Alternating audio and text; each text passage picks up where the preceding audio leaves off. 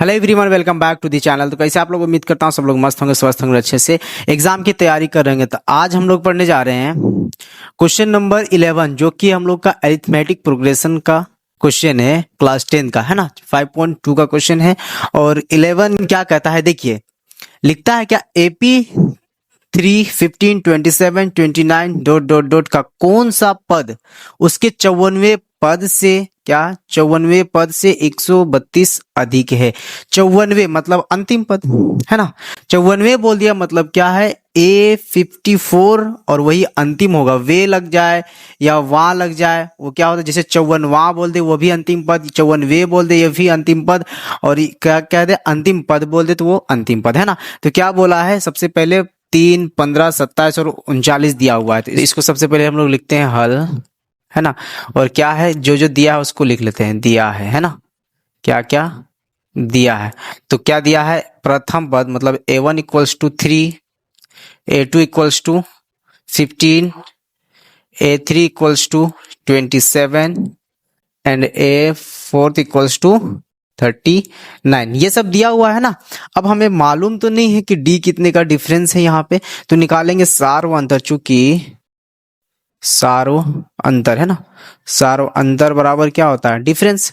तो डी बराबर क्या लिखेंगे, A2 माइनस A1 कर लो या फिर A4 माइनस A3 कर लो। मतलब आगे से पीछे पद को घटाना है ना। अगर A4 से घटाते हैं तो A3 को घटाना पड़ेगा, A2 से घटा रहे तो A1 को घटाना पड़ेगा, A3 घटाते हैं तो A2 से घटाना होगा ना। तो क्या लिखेंगे, A3 माइनस A2 कर लेते हैं ना, A3 माइनस का A2, ज्यादातर लिखते हैं क्या A2 माइनस का A1 है ना।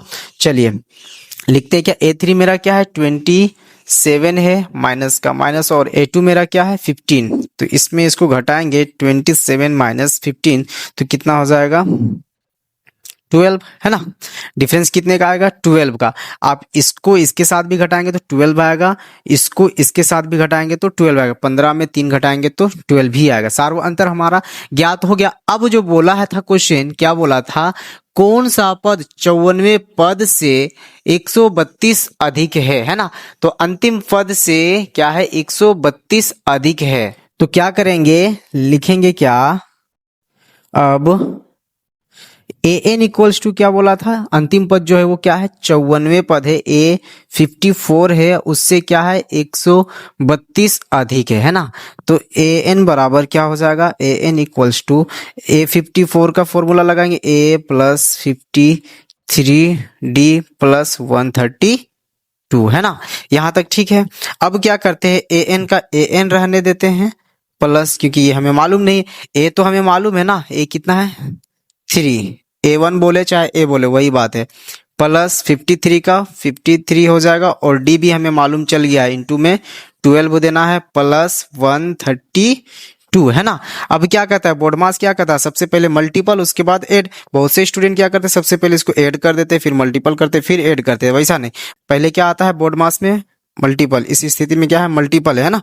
तो लिखेंगे क्या, an इक्वल्स टू 3 का 3 प्लस का प्लस, इसको इसके साथ मल्टीपल करेंगे तो कितना हो जाएगा, 12 तिया 36, 36 का 6 कैरी में 3, 12 पंचे 60, 60 और 3 63 है ना, 63 प्लस 132 का 132 है ना।